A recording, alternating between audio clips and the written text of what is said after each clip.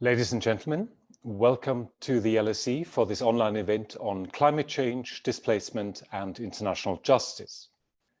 The event is hosted by the Grantham Research Institute on Climate Change and the Environment here at the LSE. My name is Robert Falkner and I'm the Research Director of the Grantham Institute. Climate change is widely expected to lead to massive displacement of people and global migration flows. As sea levels rise, flood risks increase, and heat waves and droughts become more intense, climate change will undermine the livelihoods of hundreds of millions of people, and many will have to move. This threat raises important questions.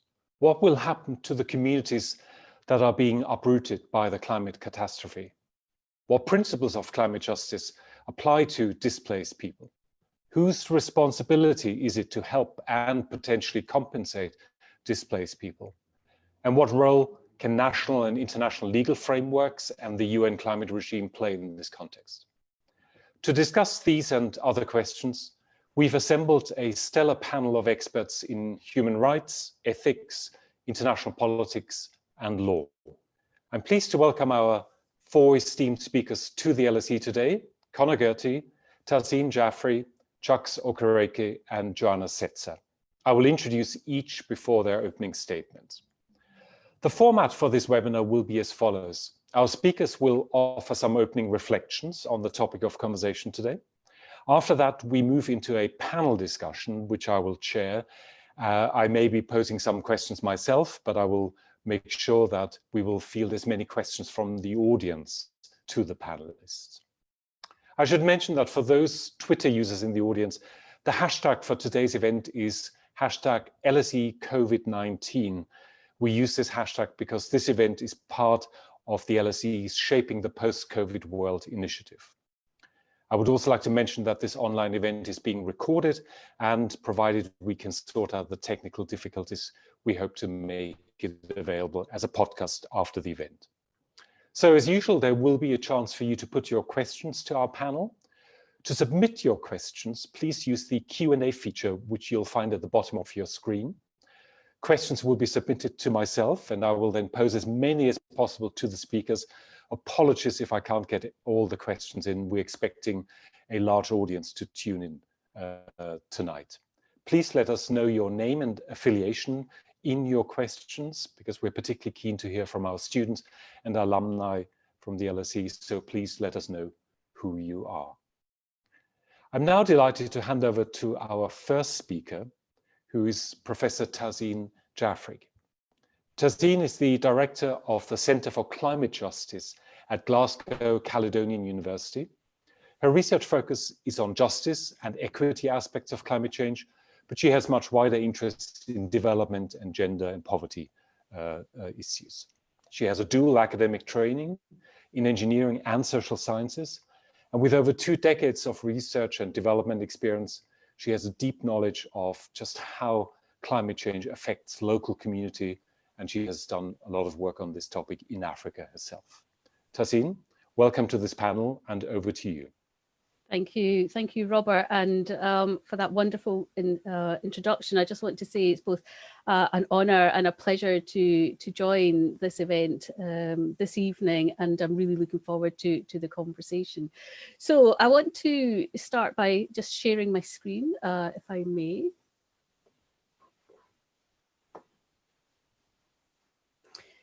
So I just want to take a moment to set the scene a little bit on climate change and displacement. Between 2008 and 2019, 300 million people have been displaced by weather-related events. Data released recently by the Institute of Economics and Peace project that up to 1.2 billion people are at risk of displacement by 2050. The World Bank estimate that climate change will push tens of millions of people to migrate within their countries also by 2050. Worryingly though, data released just the other day by the UN Office for Disaster Risk Reduction provide clear indication that the world has seen an 82% increase in climate-related disasters since 1980, and the implications for climate-induced migration is therefore clear. Most common threats are flooding, natural disaster, heat waves in the global south, but the trend is changing also, with impacts being felt in the global north too. The United States has experienced the largest number of climate disasters since 1990, and in Australia last year there were 26,000 people displaced due to climate-related events. So with reference to all of that, it's a question of who is it that's being displaced and how are they being affected? And for me, it comes down to a matter of definitions. And we hear a number of definitions that are bounded around in the international community. We hear about climate refugees, environmental refugees, we hear about climate migrants and environmental migrants. However, according to the 1951 Geneva Convention relating to the status of what we mean by refugees, this really only applies to transboundary flight from political persecution.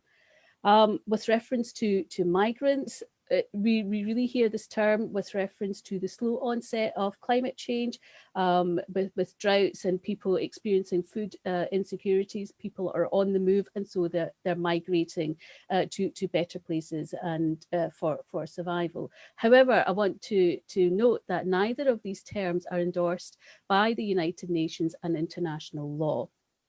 What seems to be more common, we hear more around by the UNHCR, is this reference to displaced people in the context of disasters and climate change. This is a much looser definition, and it's clearly around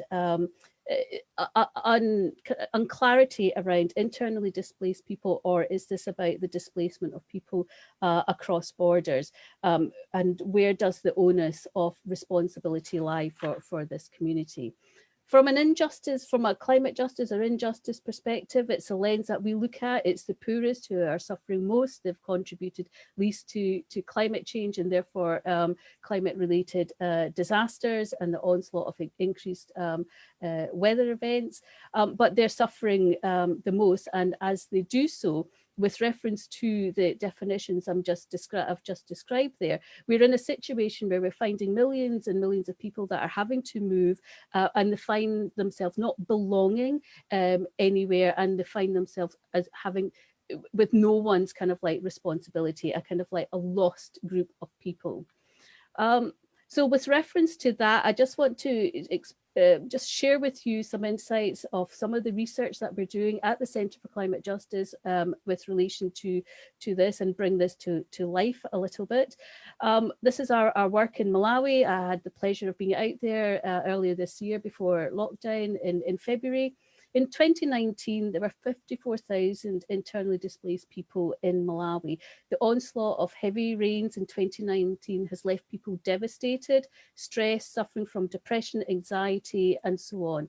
What I was also hearing about is the increase in incidents of gender-based violence, and this has gone on further to manifesting in trafficking, but sex trafficking, particularly affecting young girls, and this is then leading to an increase in sexually transmitted disease, and really affecting the health, welfare, and the well-being of these communities who are affected by climate-related events. So what we see as, you know, as a disaster where buildings are falling down, it's actually affecting the mental health and well-being of people on the ground. I want to go across quickly to Nigeria now. On the left of the picture, one of my doctoral students is actually working on looking at the impacts of people who have experienced flooding, increased flooding in coastal zones in Nigeria. You're seeing the images there. You can see physical devastation, but what we're looking at is going beyond that physical devastation and drilling deep into how it's affecting communities now, and what it means for their communities in the future. And this research that we're looking at refers to cultural bereavement. I don't know if that's a term that you've heard of before, and this loss of cultural identity. And it's really important that I stress that, because it means that, and I'll just read out the quote there, what hurts most is that my children will not get the chance to have the same experiences because there's no ancestral home anymore. Water has destroyed it all. So I think these are things, they're very personal and emotional things, but highly critical for the survival of these communities and future generations of the children. We've just started some research also in Nigeria, looking at the movement of people from north to southern Nigeria, to traditional movements of people with reference to injustice. But what we're looking at with this research is what it means with reference to conflict, peace and security, and with reference to conflict, what it means when people move and encroach on other areas and landscapes, and conflicts with other people who are already living in those environments, and conflict for access to resources as well. So we've just started that research. What I want to mention, research that we've just completed in Zambia, and this work looked at the movement of people from rural Zambia into Lusaka, into informal settlements. Again, informal settlements are not really recognised by the government. And so the people that end up in these environments have no support. They have very little access to clean water and sanitation, and energy, and so on. So the living conditions are hard. And what we look at this, when we look at this, we're seeing this double injustice, because they're moving from an environment where they're got no crops or no food and they cannot survive, they cannot live, into an even worse situation in these informal settlements, and find that they have they're not recognized and nobody wants to take any kind of like responsibility for them. So, you know, these are three very, very different examples of how migration is manifesting in different kind of like contexts and zones. And it kind of like brings it all together with me just providing a few reflections on what we're seeing there. The number one and the most important thing is recognizing that the poorest and the most vulnerable people do have a right to development in national and international frameworks. And that's absolutely critical that that is done, because like I said at the beginning, how we define these people and with reference to whose responsibility are they, whether it's movement within borders or across borders, it gets very muddy very, very quickly. With reference to agency and people's voice, ensuring that those people who have been affected and having to move because of climate-related issues, they are represented, their voice is represented at policy and decision-making platforms, with reference to inclusivity and decision-making power. So here I'm really talking about procedural justice here, because it's absolutely vital that procedural justice is part and parcel of negotiations and conversations that take place at global platforms, because unless we give people voice, then they will not be heard. And for us at the centre, we've been doing a lot of this work, and what we're finding is when we see a lot of this, the impacts of climate change, we see it through a lens that the physical lens. The buildings are falling down and the bridges have collapsed. What we don't hear enough about is how it's affecting people personally, emotionally, and from a historical perspective. And I think we need to get much better at pulling together not just quantitative but qualitative data around these issues with reference to geographical movements of people, the migration data, but also critically the daily challenges and the coping mechanisms that people have personally to be able to survive the situations that they're in. And I think unless we as a community do that, we will always just be rebuilding a school or rebuilding a bridge. So with reference to that, I just wanted to provide those kind of like reflections, and to say thank you again for having me speak, and I shall stop sharing my screen. So hopefully I'm back now. Wonderful. Thank you so much, Tahseen. That was a wonderful opening for our panel discussion, because you gave the whole discussion quite a bit of empirical substance, but also you clarified some of those key categories that we're dealing with here, which we will have to go back to as we continue. But we now shift over to a human rights perspective, and it's a pleasure to introduce our second speaker, Professor Conor Gertie. Conor is, as most of you will know, a professor of human rights law at the LSE, and he's a former director of the Center for the Study of Human Rights. He's also a practicing barrister at Matrix Chambers, which he helped to found back in 2000. He's a bencher of both Middle Temple and the King's Inn, and he's a fellow of the British Academy and a member of the Royal Irish Academy. Conor has an interest in how human rights and climate change interface, and I'm delighted to give the floor to Conor. Over to you. Thank you. Thank you very much, Robert. I've now set myself a timer, so I'm going to try and be brief, which is about 8 minutes. And I'm going to give you 4 sort of assertions, and we have time in a Q&A afterwards to unpick some of them if people are interested. I've got a very little bit of time now, so I'm just pushing some ideas out there. So here they go. First one, human rights has emerged as the center of our ethical engagement in the world. Now, I say that because it didn't used to be. We've had lots of ways in which we've managed ourselves to try and produce good outcomes in the past. We've used religious leaders, we've used community leaders, and then after we kind of gave up on religion, largely we used intellect. So there's lots of ways in which we've sought to control ourselves. And nowadays, human rights has become uppermost in our minds as a way of disciplining ourselves. And it's taken that leap because of the Second World War. And here's where I say it's got this dynamic dimension. This is controversial. Not what I say is controversial, but people think it's something you can realize through intellectual work alone, and that there's a certain limited number of rights. Quite important from today's perspective is that that you don't think that's the case. That it's a dynamic, flexible, it's a visibility project. So what is happening is people try and use the idea of human rights to say, look at me, I'm here. I may be a person from an indigenous community and therefore seeking environmental support. I'm here, please look at me. It may be women, it may be people of color, it may be people with disabilities. I see human rights as dynamic, as unfolding, as dramatic, as changing, as capturing what we think of as what matters today about how to behave well. That's point 1. To be disputed, maybe, point 1. Point 2, what's the unique selling point of human rights? Excuse me. 2 things. Why do we use this language? 1, it's an amazing thing to think a human right is a right. It's not compassion.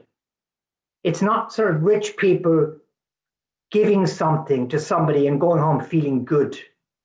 Human rights is saying, life doesn't have to be like this. I have an entitlement. I'm not embarrassed. I'm not ashamed. I have an entitlement. And then very much reflecting that remarkable work we heard from Tahseen, its second unique selling point, its second dramatic selling point, not unique, it has another one, is it's universal. That's a really important point. I've been, for 10 years, I was a trustee of Mary Robinson's innovative, path-breaking Foundation for Climate Justice. Mary explained to me what climate justice was when I hadn't heard of it. And her point, her insight very much played out in that first presentation, was the value of everybody means that nobody gets left behind. And so the poor always get shafted, while human rights says, no, they don't. You don't buy your conscience at the expense of the poor. So the rights bit of human matters as much. I'd say possibly even more than the human bit, more on that in a minute. That's the second point. Rights matter, and that's why the language counts. So it's not just the ethic of today, it has value in the language. Third point, where does law fit? Now, I'm a lawyer. Robert introduced me as such, and I've spent all my life studying law, but I've always seen law as to some extent functional. Now, there is no doubt whatsoever of the allure of law. Law turns stuff from aspiration into action. And in the system we've designed, which has independent judicial bodies and independent lawyers, that can be achieved against the say-so of government. So we see it played out in this country, many countries at the moment, all the time. Governments throw out improbable assertions. But if we can fool them or catch them off guard and cause these assertions to be legislated, we can actually force their hand. What law does is make political leaders take their words seriously. So it's very important. And so the transition in human rights is usually from soft law to hard law. So we say, oh, it's only a declaration, don't worry about it. And then we get a little bit more, and then we get a little bit more. And before you know it, we're taking people to a human rights committee. And that is valuable. That is valuable. So law matters. But in terms of the environmental calamity, we don't have bespoke human rights law. You'll have detected more on this in my fourth point. This is my third one about the law, the value of law. The word human could be thought of as a bit restrictive here. We seem to be all about us as a species and not about the world around us. There is a mismatch between the way we have constructed human rights law, which is excellent, but ends with the human, expends its energy on the human, and how we are trying to reimagine human rights law as located, as a shared planet with animals, with species, and as our advanced knowledge shows us how much even animals and trees can engage in ways that we can regard as recognizably communicative. So there's a mismatch. Now what's happening, Joana is going to be on shortly, and she's fascinating on this. We've been deploying ordinary human rights law to try and achieve change. We may come up to this on the Q&A, we may, if we can. We've had some innovative cases. There's been one in a Dutch one where climate change plans were set aside. There was even a Polish one the other day where some dreadful polluting coal thing was drawn to a close. This is on the basis, there's an Irish one on climate mitigation. Now, what are we doing? Not me, but people like Joana and activists are reconstructing environmental concerns as human rights concerns. The right to life, the right to privacy, the right not to be poisoned. So we're talking the language of the human as a device to get the environmental outcome. These cases are great. They're great. There's cases on corporate liability. There's another big one starting in the Supreme Court in the United States of America, where these big international operations are having to pay the price for the destruction of local environments under cover of, broadly speaking, rights law. So it's good, but it doesn't go the whole way. But it's definitely valuable. Fourth and last point, my clock's gone blank. I have no idea how long I've been on. Robert's going to have to mute me in a few minutes if I've run way over. I'm on my last point. 2 minutes, fantastic, or the victory sign, I'm not sure. The indispensability of human rights. I've said it's the ethical foundation, that's one part of it. I've explained its unique selling points, the value of law, but it's indispensable in our current culture. It can talk to the corporates in a way that the corporates can understand. It can talk soft law in the way that international politicians are not frightened, by which I mean declarations and so on. It can be regional, the European Convention on Human Rights. There's a remarkable case involving a whole bunch of Portuguese children before the European Court of Human Rights at the moment. It can be purely international, the Human Rights Committee. It can be drilled down to the national. It's malleable. So some people, lawyers, worry about malleability. I think it's one of the great gifts that human rights has. It can fit places. It's got a kind of post-Martin capacity to be all things. I applaud it. But it has to reach beyond the human, last point, really, for discussion. It has to anticipate the future. Human rights is a field of study that has always been ahead of the curve of popular opinion for the last 70 years. It's always said things that were crazy, and it's been proved right. Women, race, children, indigenous peoples, people with disabilities, it's been there. And the next stage is to think of the human as integrated, is to lose a little bit of our obsessive Western individualism, is to learn from other cultures and to see the human as located and to work towards an understanding of human rights, as I argued in one paper ages ago. It's a subset of animal rights. It's part of animal rights. And then to read and be open to understanding environmental rights and to be unafraid of, say, giving individual rights to elements that cannot speak, but on whose behalf we can speak. We're very familiar with that. Trustees, we're very familiar with that. We're very familiar with it. Why does it have to always be a human we can represent? So we need to be ahead. We need energy. So we play the whole field. And human rights can do that extremely effectively. And that's why, despite some misgivings in the old days, I've come around to be very supportive of the discourse of human rights. And at that point, I'm about to be muted.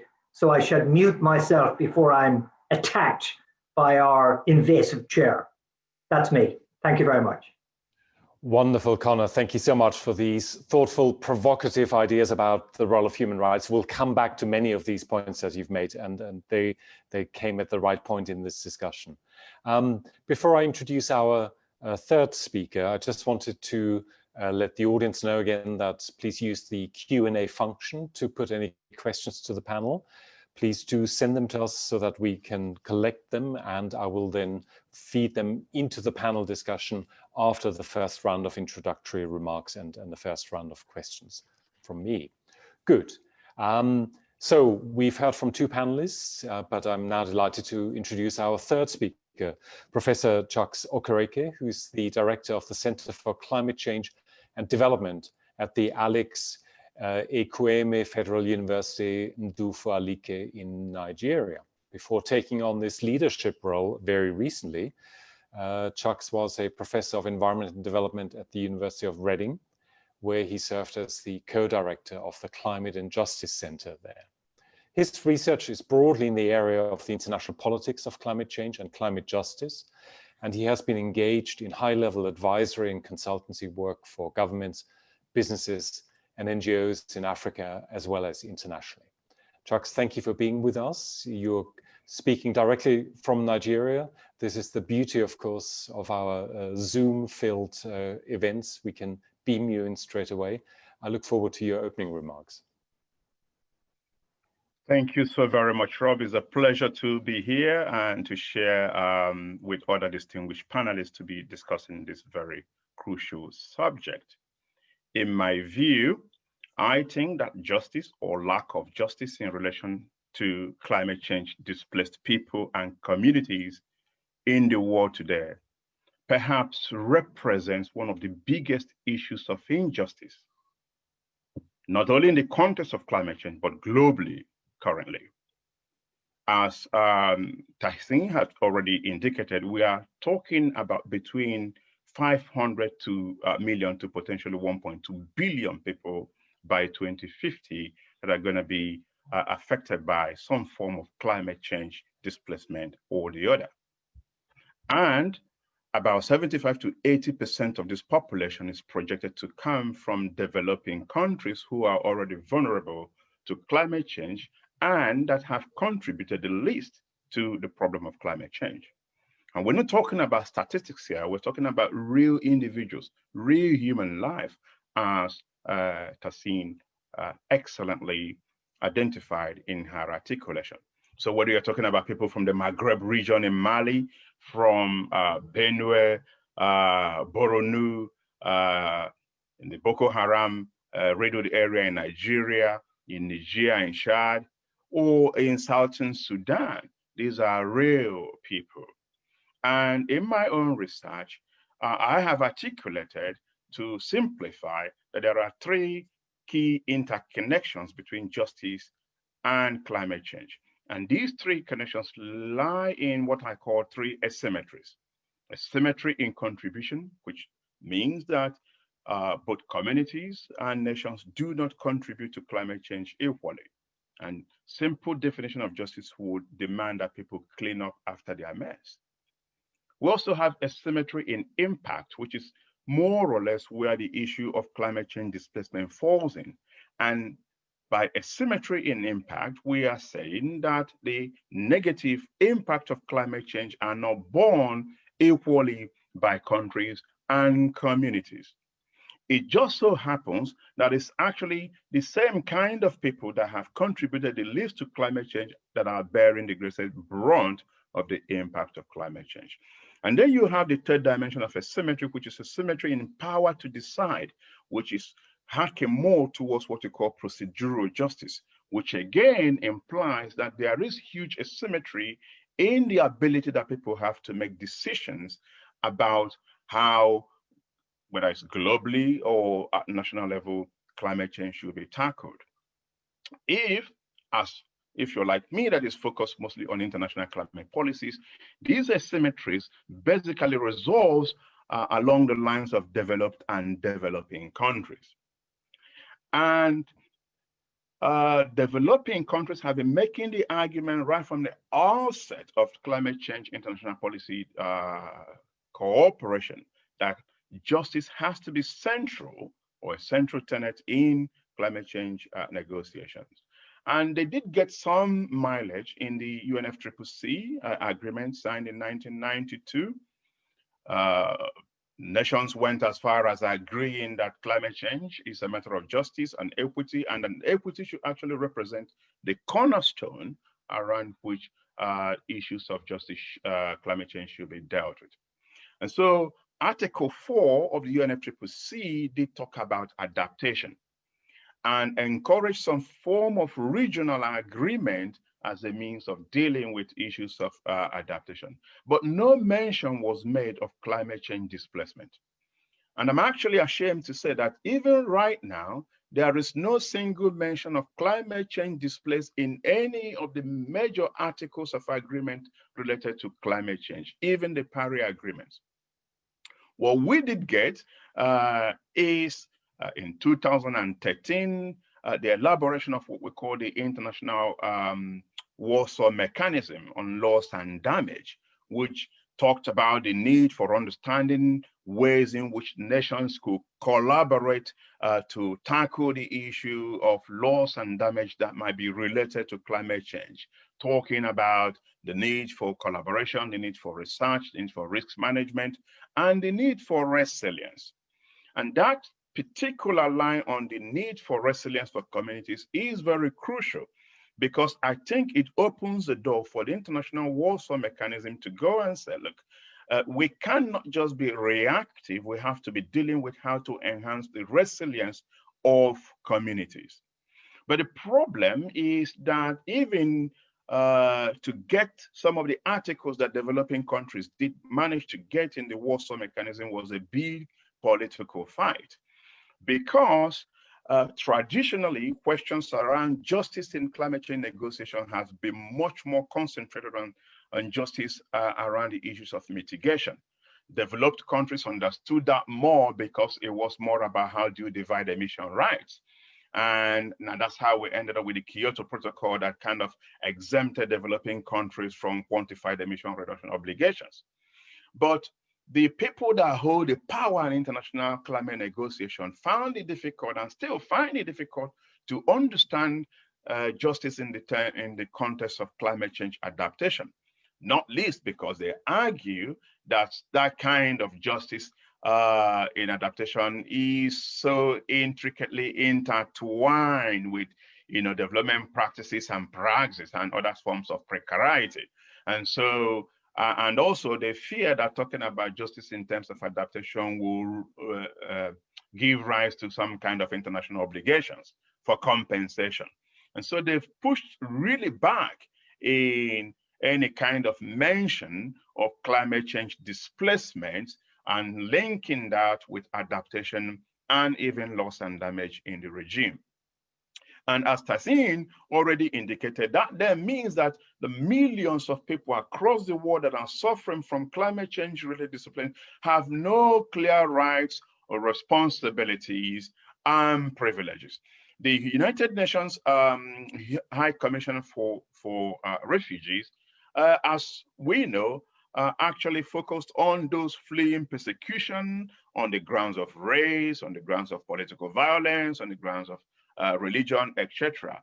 And there is no article or agreement, even outside of climate change, that provides a home for this hugely growing population of displaced people around the world, creating, in my view, a major gap in international climate policy and international institutions for looking after people that are vulnerable in general. And so I think that going forward, what we need is at least first and foremost, an explicit mention of climate change displacement in the articles or protocols that will be negotiated, after, as an addendum to the Paris Agreement in next COP.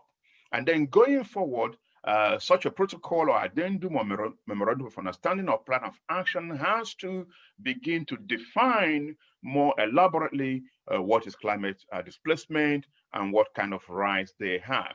And then going forward, the International Warsaw Mechanism and indeed other institutions for dealing with climate change adaptation within the regime need to be empowered to be more proactive in dealing with this, and maybe they can negotiate with the United Nations High Commission on Refugees to be a kind of implementing agency that is coordinating the action and beginning to provide some kind of coherence in the way that the millions of people around the world that are going to be increasingly affected by climate change and other environmental disasters can be looked after. And by the way, these are not just about people. We're also talking about a whole nation, in some cases, suffering from the threat of total displacement, as was the case in Tuvalu, in Maldives, and in many of their atoll and small island regions. I want to end up with a quote by an African president who once said that for him,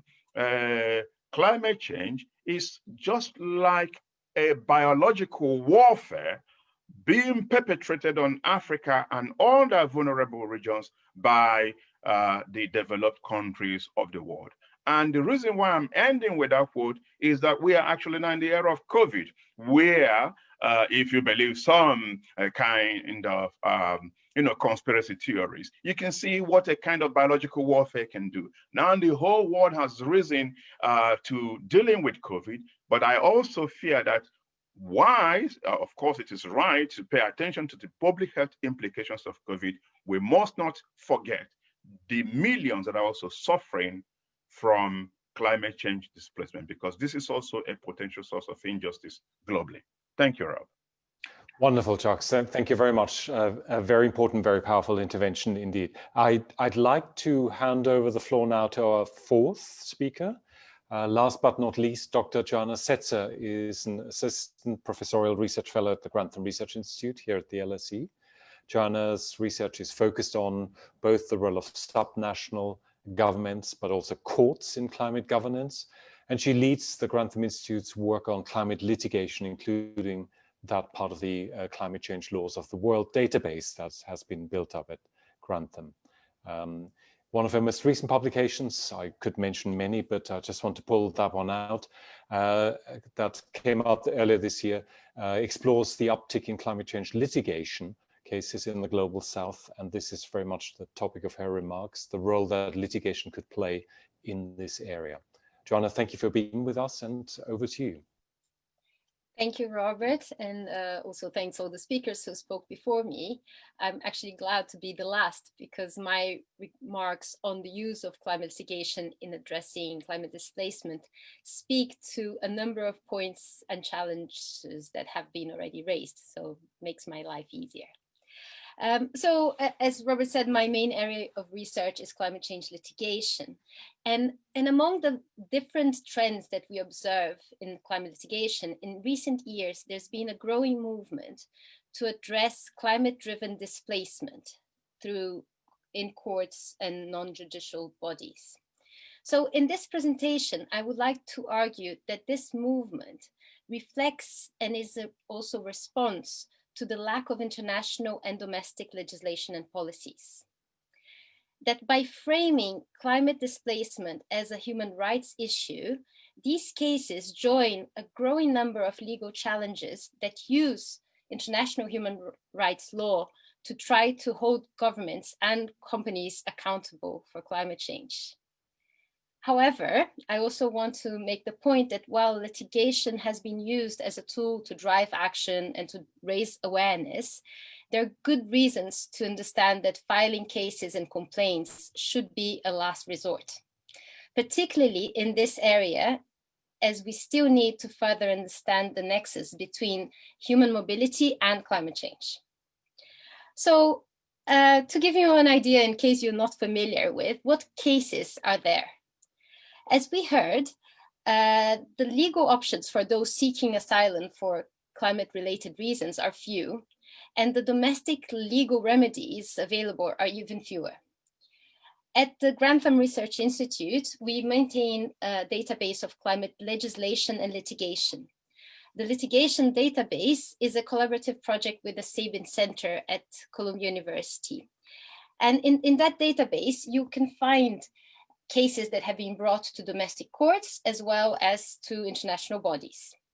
So here I want to summarize a few of these cases to give you an idea of the grounds in which they have been brought and decided. First, 3 domestic cases. The first one, a case in Australia. The Refugee Tribunal had to decide on a case brought by a citizen from Kiribati, claiming that some of Kiribati islands are disappearing due to climate change and sea level rise, affecting fresh water supply and ruining his livelihood. So in this case, the court found that climate change was not sufficient to constitute a persecution under the Refugee Convention. The second case in New Zealand, the Immigration and Protection Tribunal decided on a case brought by a family from Tuvalu. They were denied visas in New Zealand and filed the suit. While the tribunal acknowledged that climate change impacts could have an effect in the enjoyment of human rights, it explicitly declined to reach the question of whether climate change provided a basis for granting the visas. Instead, the tribunal based its finding on other factors, including the presence of extended family in the country, their integration into the community, and the best interests of the children in the family. The third case is again in New Zealand, and this is a case that was, you might have heard, brought by Mr. Teitiota and his wife, both from Kiribati, and this case made it all the way to the Supreme Court in New Zealand. At the end, the High Court held that the risk of violation had to be imminent, and that the situation presented was not so precarious that their life would be in danger. Now, you might have already heard or be familiar with this general requirement in international law, that in order to be able to submit a complaint alleging human rights violations to an international human rights court or mechanism, one must have exhausted all the domestic remedies. So with the rejection of this case by the High Court, Mr. Teitiota was able to file a complaint to the UN Human Rights Committee. And this brings us from the domestic to the international sphere. The Teitiota case became the first to tackle the issue of rising sea levels and its implications for island communities in the context of an asylum claim before an international treaty body. This is an important case on the scope of the right of life, displacement, and especially on how the so-called slow violence of climate change is understood in that context. A decision was given just a few months ago in January. And well, you might have heard about the decision, but I will summarize here for you. So on the first place, the committee found that the claim was admissible. The committee explained that both sudden onset and slow onset events, such as sea level rise, could propel migration on basis of climate change related harm. So the decision states that without robust national and international efforts, the effects of climate change in receiving states may expose individuals to a violation of their rights, thereby triggering the non-refoulement obligations of sending states. What does this mean? This principle of non-refoulement guarantees that no one should be returned to a country where they would face torture, degrading treatment, or other sort of irreparable harm. So throughout the decision, the committee is aware of the changing nature of the effects of climate change. It accepts the claims of Mr. Teitiota that sea level is rising and that is likely to render Kiribati not inhabitable in the next 10 or 15 years. However, the committee found that New Zealand had not violated the right to life in this particular case. And this was on the basis that first, there was no risk of specific harm to the author, and also that 10 to 15 years should be enough for the state to take affirmative measures, including, if necessary, relocating the whole population. This decision contrasts with the decision of the Dutch Supreme Court that Conor mentioned in the Agenda case, which, based on human rights on the jurisprudence, concluded that states might owe positive obligations to members of the general public in relation to risks of future harms. So it didn't need to be immediate. Now, to finish this kind of the set of international cases, 1 week after this decision in the Teitiota case, a new complaint was submitted by a group of Indian tribes in Alaska and in Louisiana to 10 UN special rapporteurs, alleging that the US government has failed to address climate-driven violations of their rights. So these tribes, they argued that their land is becoming uninhabitable, both because of the slow ongoing climate impacts from sea level rise, but also because of extreme weather events made worse by climate change. The complaint calls the special rapporteurs to recommend that the federal government recognizes that climate-forced displacement is a human rights crisis, and to take actions to address such displacement. For example, funding the relocation processes for the native village of Kivalina and the Ile de Jean-Charles, also granting federal recognition to tribal nations in Louisiana so they can start accessing federal resources for adaptation and disaster response. So I gave you a few examples of domestic and international cases that are dealing with displacement. And now, to conclude, I just want to say a few things about where I think this is going. So many of these cases have been brought as a way to advance climate policies, to drive behavior shifts by key actors from governments to corporates. Specifically, these cases, they come together, they come at a time where we are expecting pronouncements in a number of other cases that allege climate-related violations of human rights.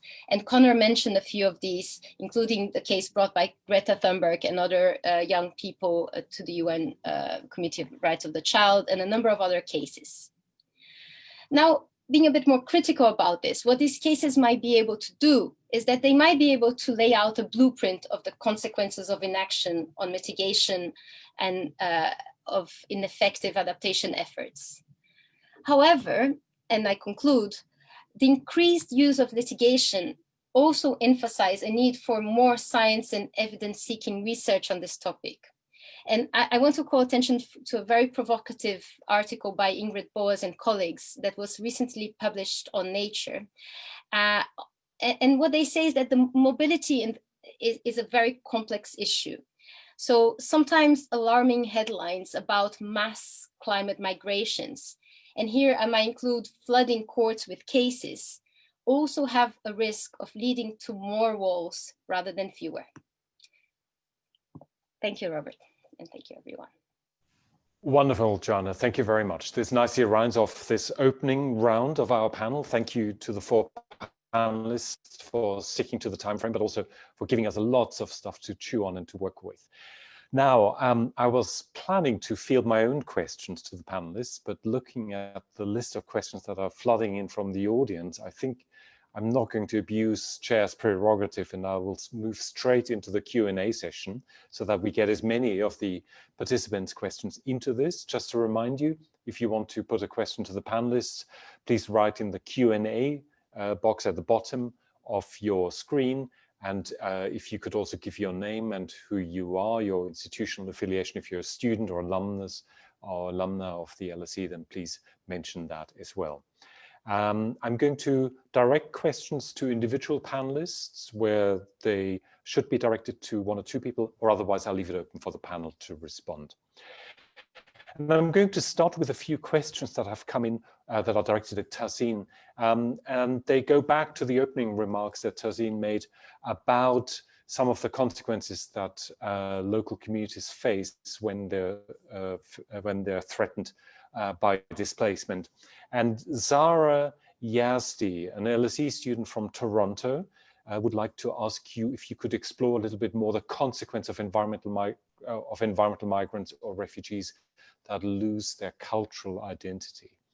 You brought in that concept, and she's asking that you explore a little bit more what the consequences of such a loss of cultural identity are. And let me bring in a second question from Chiara, an LSE alumna from Italy, and that's also for Tahseen. And Chiara asks, how can stakeholder engagement and participation be promoted in policy and intervention design? Is it important to involve stakeholders in affected communities in the definition of concepts such as climate justice and climate migration? So these are two specific questions. I'd like to put them to Tahseen first, and then I'll carry on with other questions. Yeah, thank you, Robert, for that. And two very interesting but very pertinent questions. I think the consequences of losing cultural identity cannot be underestimated. The consequences are enormous. And I think with reference to cultural identity, it relates to your values and your worth, not just as an individual, but your worth as a member of a family, extended family, but also a sense of community, because people relate, particularly in the global south, they relate to their land and the ancestral home, and it's been passed down to families through many generations, and it's that value and that worth of what people don't see initially, it gets carried on to the next generations, and so I think, you know, losing that cultural identity means that you lose your sense of who you are, and the worry is that if people are displaced in that way and they lose that sense, then what does it mean for them in the years ahead, and will they be able to recoup and revalue and regain that? Because like I was saying, through the research that we're doing, people have lost their ancestral homes because of the fishing communities who've been working with, and they will probably never get that back because they can't reclaim that space in that zone. So they're going to have to re-evaluate, re-identify or recalibrate, you know, who they are, and where they go next. And that is extremely, it's extremely hard and extremely challenging. And I can't say I have all the answers to that, but all I can say is that we cannot underestimate that hiddenness that we see there. And for that reason, it's very relevant to go on to the next question around stakeholder engagement. And I think this is what I was referring to earlier on. Many decisions are made about how we address and deal with the population of people who are being displaced, and as other members of the panel have said, not recognizing the harm it's doing to them is you know, it's something that we really need to grapple with. So I think in terms of their engagement in defining in intervention design, because we want to not just look at the negatives, but what are the solutions? Where do we go from here? How do we build on these issues going forward? And I think one of the ways in which we can do that is getting a real sense of not just that engagement, but hearing from people what it is that they need, what are the needs and wants, and how can those needs and wants be embraced in climate action going forward, because it may be things that we have not recognized sitting back as an international community, because a lot of these people have kind of like solutions lenses in their heads and thinking about where do we go, where do they go next. But the only way to get to that stage is capturing those issues. And the way I always look at these things is multi-scalar, multi-level stakeholder engagement. And I think that's an absolute must in intervention design, because without that, then I think we're going to lose the lens of needs of people that are affected. So I hope that answers your question. I mean, they're huge questions to be able to answer. So I hope that's provided some thoughts there. That's wonderful. Thank you, Tahseen. There were a couple of questions about the very question of the boundaries of human rights and rights in general in international and national law. And there were two questions, particularly for Conor Gertie, about the interesting point he made on extending the notion of rights to non-humans and even non-agents. And here, Yahid Yazdan Pana says, rights are traditionally defined for entities that we assume to have agency, simply mature humans and human-based institutions. If we dismiss agency, what will be reasonable conditions for a rightful entity? Yahid asks. Don't we still need to link it to being beneficial to humans? Do we not need those rights to be eventually linked back to our human-centered laws? And there's another question which goes in the same direction. I'm just scrolling through this, and yes, questions about giving the non-human world legal personhood, so that as legal persons they are given enforceable rights. This is a question from Jeanette Franks. In that regard, does it not undermine the concept of rights being ingrained if it is something that has to be given by endowing the environment with personhood? It's a question that also goes back to the issue of agency in this. Conor, perhaps you could elaborate a bit more on this idea that you introduced into this debate and what its meaning and significance is in this context. Yeah, sure. I'd be delighted. They're really interesting points to reflect on. I'll do it briefly. I think we have to decide whether we believe that agency matters. There are whole books about human rights, and they root themselves in the assumption that it's about autonomy or it's about agency, and that everything flows from that. And how these experts work that out, I'm not sure, but they work it out. And that means they have a certain limited range of rights that are available to a limited range of people. And then we have big debates about whether if you have no agency, you have any rights, whether you can take a utilitarian approach and say, well, if they're not functioning humans, we can zap them, which might include somebody in the womb, controversially, somebody, is it a person, or a kid, or an older person with disabilities, or a person who's suffering from dementia. And so we can have all those debates. And they go on and on and on. They go on and on and on. I'm really, in the end, not that interested in them. And what I have is a radically different approach, which is that basically power determines what the content of human rights is. And we can have all the professors in the world who, some professor had to go up me in the Times because I was some kind of human rights universalist. What he didn't like was that, this is yesterday, was that I wanted to make sure British troops didn't get away with killing people abroad. You know, so it's all power, really. And it can be staked up as a jurisdiction point or an autonomy point. So I'm fairly relaxed about that. So I see the content of human rights being filled by mobilization. And I'm pretty relaxed if it turns out that it's embracing more than autonomous persons. I'm a little suspicious about something which ends up favoring people like me all the time, you know, university educated, sort of very kind of intellectual types that suddenly get the whole pool when it comes to human rights. So, but my view, it's a kind of minority, really minority view, I think. On the second one, there's always a tension, well spotted actually, between on the one hand saying we've always had human rights, and then the other hand having to find them. So that's why I think of human rights as part of a movement through history, as a new kind of way of describing an old idea. And that old idea is about empathy, is about imagination, is about openness to the other, and the other goes beyond the human. And the language we get to make meaning of that varies from time to time.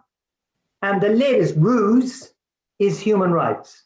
And so we say we've always had them, but other people just didn't know. So I remember an article, was Aristotle a sexist? Did Aristotle breach human rights? Well, to me, it's a sort of non-question. When the Human Rights Act came in Britain, hilariously, some guy started a case where the implication was that King Charles I could get compensation for a miscarriage of justice arising out of his execution in 1649. So, good luck to them. My feeling is, I don't care. I don't care about the contradictions, the paradoxes. I find them. I claim they were always there. They do good. They provide outcomes that I approve of. The language of human rights works. If I need to say they were always there and I've just found them, I'll say it. But I don't worry about it. And I think the future works when we radically manipulate the tensions in our subject to do good. Wonderful, thank you, Conor. I'd like to stay on the topic of human rights for a moment and explore a little bit its global application and universal role. Conor mentioned in his opening remarks that it is a universal concept and therefore is of significance because it applies to every person on this planet. But there's a question from Senan Mata from Glasgow Caledonian University. And the question is, if climate displacement is recognized as a violation of human rights by UN committees and human rights courts, etc., but domestic and national law by and large does not recognize it, isn't this an indication that perhaps human rights, and particularly those that apply to climate displacement, are not universal, but need to be nationally determined rights? And this raises the broader question of, well, where does global international human rights law come into this when in the end, as Jana explained, most litigation, of course, ends up in national courts? So perhaps I could turn to Jana and Conor if you want to come back. Sure. I'll come after Joana on this. I'll let Jana go first. You can do the hard work on this one. Yes, thanks. It's a very good question. And I think it is, well, basically, it's very important to have this regulated domestically, not only because a lot of migration or displacement doesn't cross borders. So in many countries, and there are studies on Bangladesh and India, when people get affected by extreme weather events and water scarcity, they are unlikely to take a plane and relocate to Europe. They will move internally. So you need to have domestic legislation and institutions that can deal with this movement and understand what's happening internally too. And for that, you can have, the most beautiful international treaty with the most beautiful language, very inspiring. That won't do for what's happening on the ground. So I think then it's maybe also a limitation of all this international treaty making, which takes forever, as we know from the climate negotiations, for example, and that often doesn't get immediately translated into domestic. So these things need to happen in parallel. And I would say the most urgent is that domestically countries are prepared, not just the countries that have people leaving, but also those that have people that are receiving. And as I said, for domestic movement. So I think, this is how I would answer this question. And now I'm curious to see what Conor will bring. Very good, Joanna. Well, Robert mentioned that I was a barrister, and this is a little story which is an answer. Right? we were doing this case where this guy had said he got Gulf War syndrome. It's very controversial at the time. And he was in the High Court.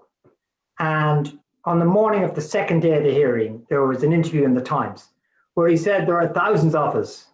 And the judge came in, Mr. Justice Newman, the late Mr. Justice Newman, and he said, what's all this? What's all this? Who are these people?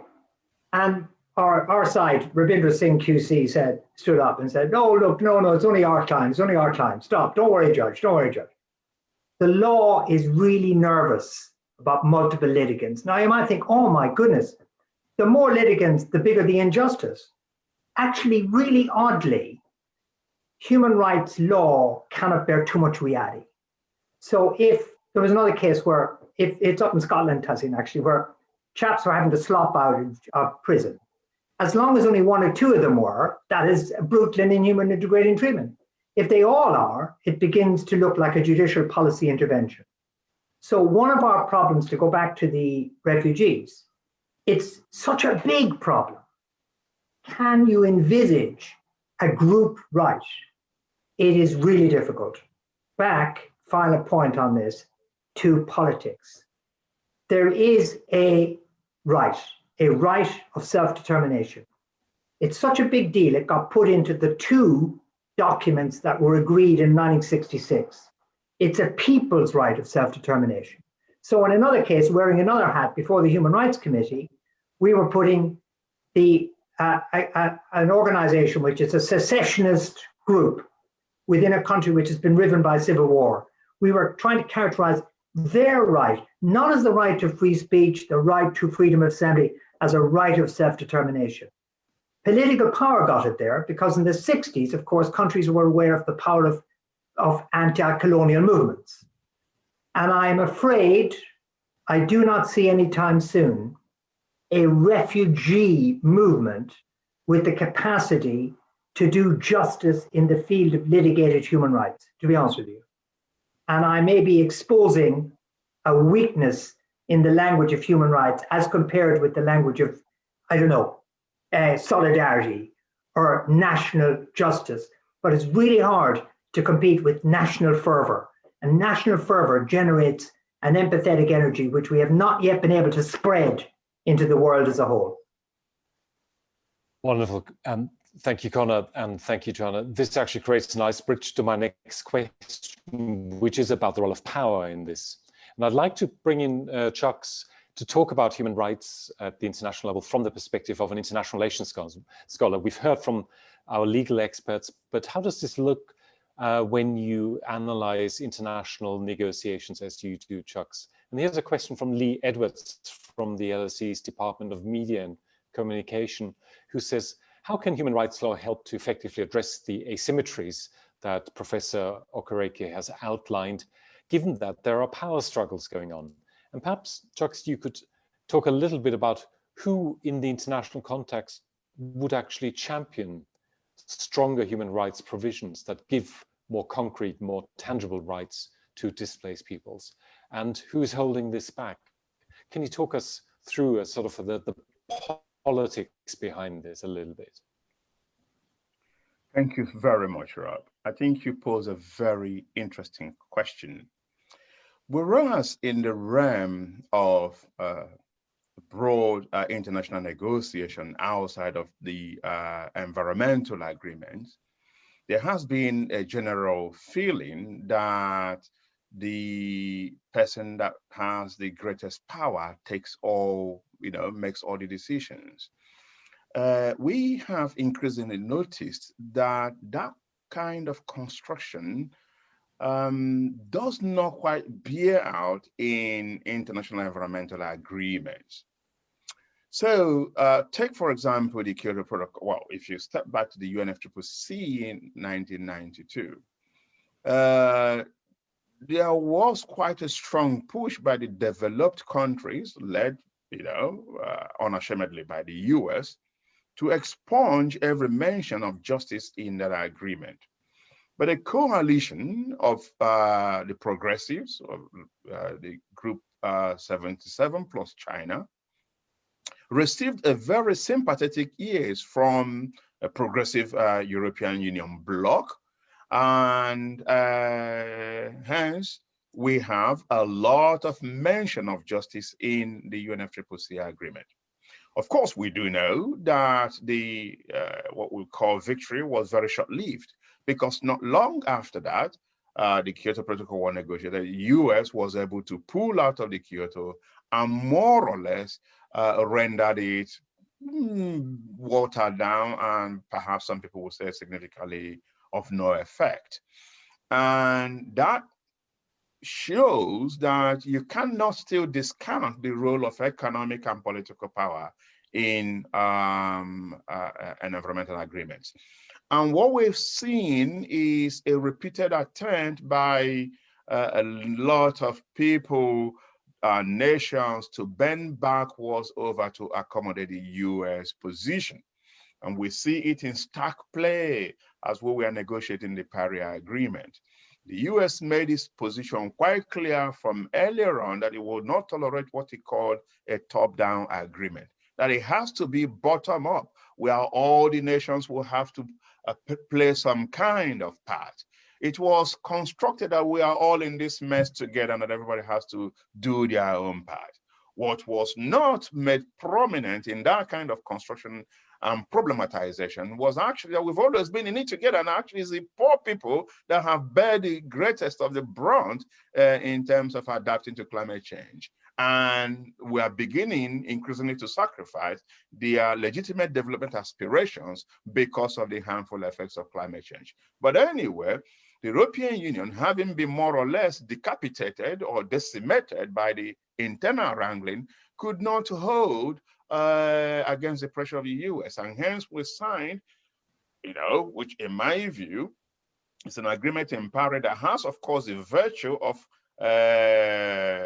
everybody is playing their part, but actually have managed to relegate issues of justice and equity to the background. And all nations have to now do is to basically put a small paragraph in their nationally determined contribution to say how fair their promise is. So what we have here is, on the one hand, a set of interesting cases that show that no, even small island states like the Maldives, the Tonga, the Bangladesh, they could actually punch far above their weight by constantly invoking on this norm of justice and fairness, which, although may be difficult to define, has actually gained momentum, at least from public consciousness, as a way of framing climate change. But in reality, when it comes to putting money on the table, which is necessary to actually drive or practically implement or action some of these sort of ideas of justice, however you define it, you now see that the power still belongs to those who are able to control the pulse. And I can go on and on in terms of the contributions of nations to GCF, and in this particular case, the lack of practical implementations of adaptation actions and loss and damage. So where does it leave us? I think that those in the constructive school that talk about norms will claim a bit of victory, that actually the norms of climate change has managed to find its way into the mainstream of the vocabulary of climate change policy decision making. But those who are more persuaded by the realist school of thought will continue to say, well, actually, so where does that get you? And I think maybe it's a bit of a draw, to use football terminology. So where is the momentum going to come from? We go back to what you've been hearing about the lack of, where we need to be careful, the lack of momentum or the inability of human rights things to compete with national favor. But also, we shouldn't be too quick in talking about international new agreement, given what Joana just told us and Tahseen also mentioned, that nearly 75% of those that are displaced are actually internally displaced. So what we need to do is to be working from two angles, helping nations to be able to set up laws, but also looking for existing mechanisms within the United Nations Framework Convention and the UNHRC, where we can find some ways of connecting these two, that's the bottom up and the top down. Thank you, Jacques. That's a very important dimension to bring to this. Actually, I want to stay on the question of the international response to climate displacement, because we haven't quite covered that sufficiently. There's a question from Marissa, who's a current LSE student, and she wanted to ask all the panelists about the very question that Chuck has just elaborated, which is, to what extent is the issue of climate displacement a question of north-south development aid and other specific forms of assistance that need to flow to those countries where displacement, where climate migration occurs? Do you see this, and to what extent do you see this as an important mechanism, she asks, to achieve climate justice? Could I just get quick feedback from all of you? Chuck has already touched on this. What do you think the role specifically for the international community and for international financial aid is in this area, or whether you think the problem has to be addressed at different levels in different contexts? Who would like to come in on that? Well, I will start and I will yield to my colleagues. I think, as I've already indicated, there has to be action at multiple levels. This is what we will call international politics multi-scale governance. For me, the very first thing that needs to happen at an international level is to recognize this as a problem. As I already indicated, there is no single mention of climate change displacement in the major environmental treaties in the UNFCCC, 1992, the Kyoto Protocol, and the Paris Agreement. Even if you go to the smaller documents or other documents like the Warsaw Mechanism, the Bali Accord, the Nairobi Work Plan on Adaptation, there is no explicit mention of climate change displacement. So I will argue that the first thing that has to happen is the explicit recognition of this problem in those articles of treaty. Then the second thing will have to be to then encourage international cooperation, but also regional cooperation and nations to give attention to this. You know, the challenge with leaving this thing to nations, even though the bulk of the climate change displaced people will be not migrating cross-border, will be that the majority of the nations where you will be getting these IDPs will also be nations that are already struggling in debt, that are strapped in terms of capacity, in terms of resources.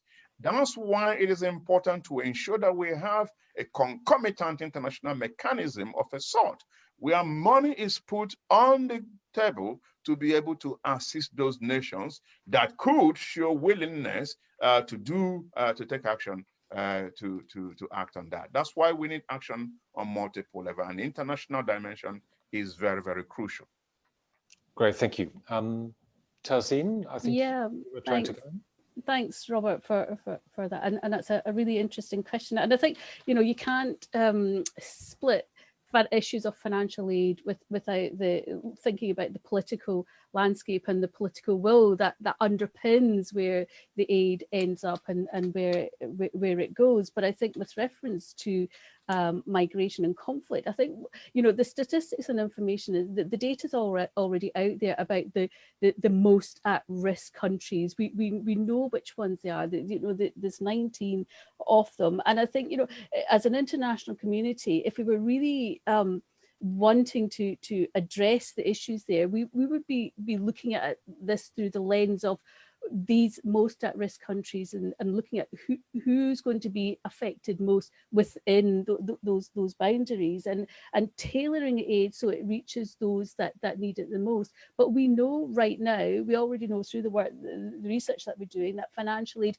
doesn't reach those who need it the most, or it gets bypassed, or there's issues of corruption, or it ends up in pockets, which kind of like tell a story so that you get quick gains in very short timescales. And I think with aid and to help displaced people, we really are looking at long-term strategies and financial resources that are stacked up correctly and carefully and meaningfully, that addresses the things that I was talking about earlier on in terms of the resources that people need to survive out of these kinds of crises. So I think that there are a number of things. It's looking at the financial aid through that justice lens, which I don't think happens just now. I think we recognise that aid doesn't reach those that need it. So that's the first thing. We need to look at those frameworks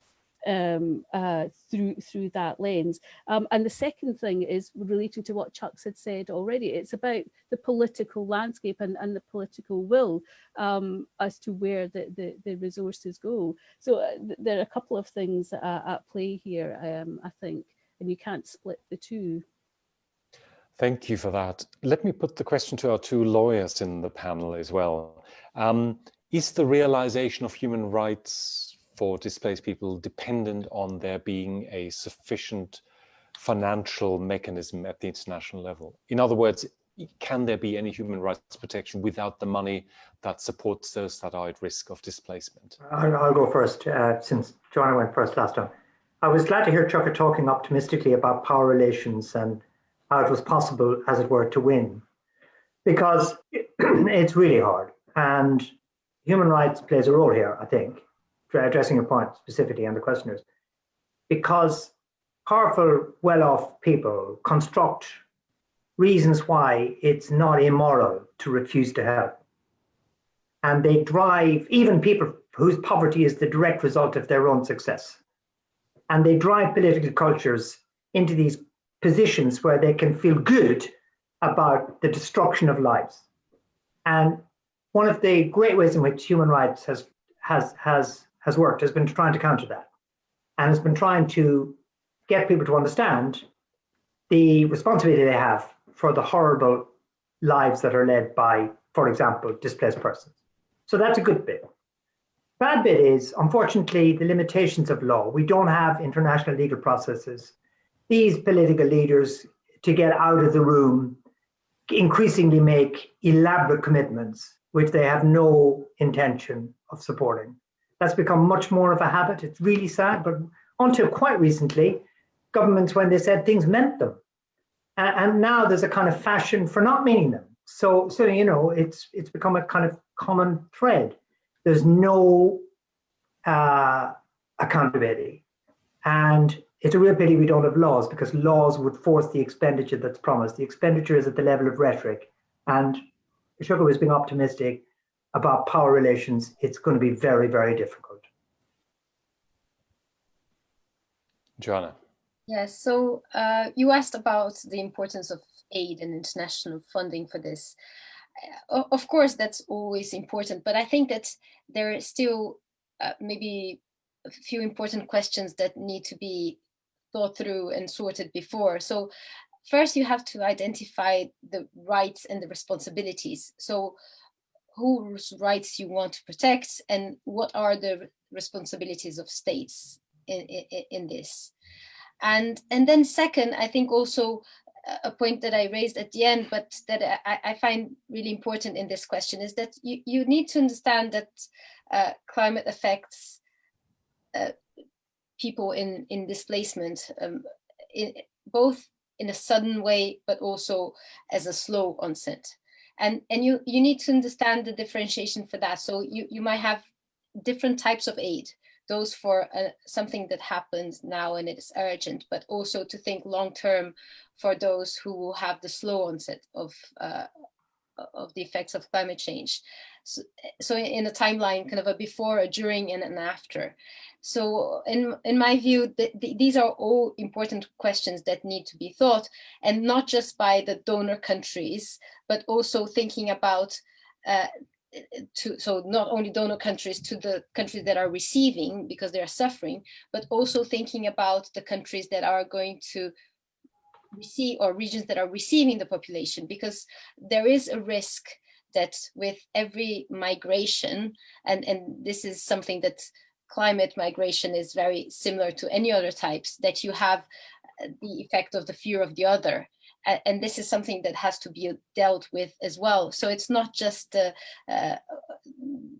aid for moving people, relocating, for example, but also understanding where these people are going and how you avoid this growing problem of fear of the other, of separation that we're seeing in so many countries.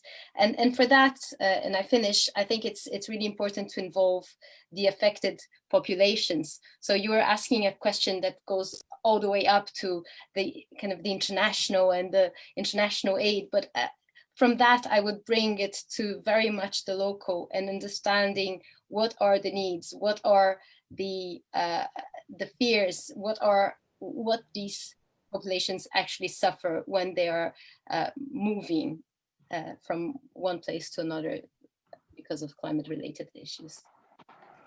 Wonderful, thank you. I'm conscious of the time, we're nearly out of time, and there's so many questions that are coming in, and I'm really sorry I can't get them all in.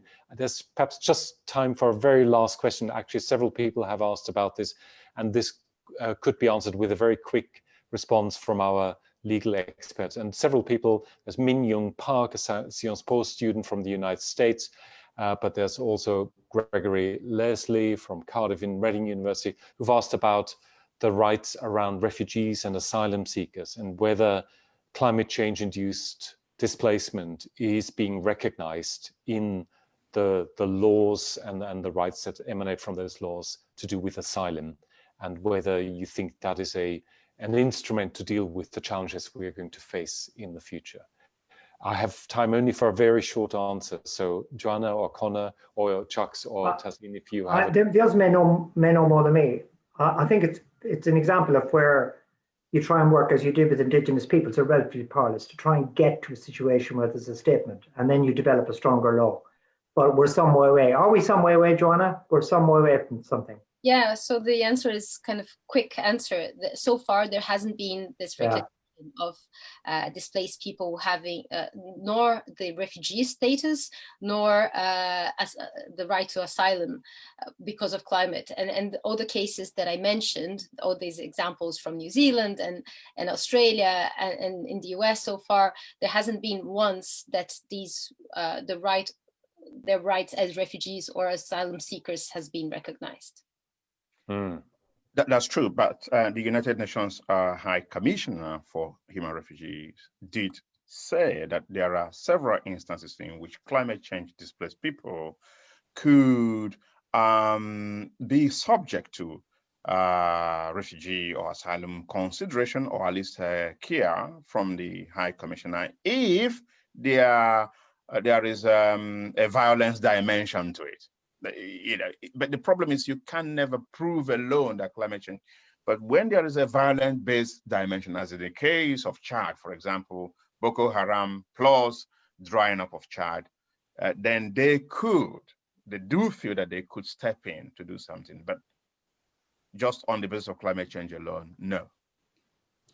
And I guess for me, just very quickly, it just goes right back to the beginning of this conversation with reference to definitions, roles, responsibilities. Wonderful, very interesting indeed. We've covered a lot of ground, but there's so much more we would have wanted to touch on. Very many thanks to the participants who've asked very interesting, challenging questions. Apologies to those who've not been able to get in. All that's left for me now is to thank the panelists for taking the time to speak to us today. I think we've all benefited from a wonderfully enlightening and stimulating discussion. Thanks to Tahseen, Joana, Conor and Chucks. And thanks to the audience for joining us. If you enjoyed this event and would like to attend similar ones, then do check out the Grantham Research Institute website for future events. Thank you very much and see you next time.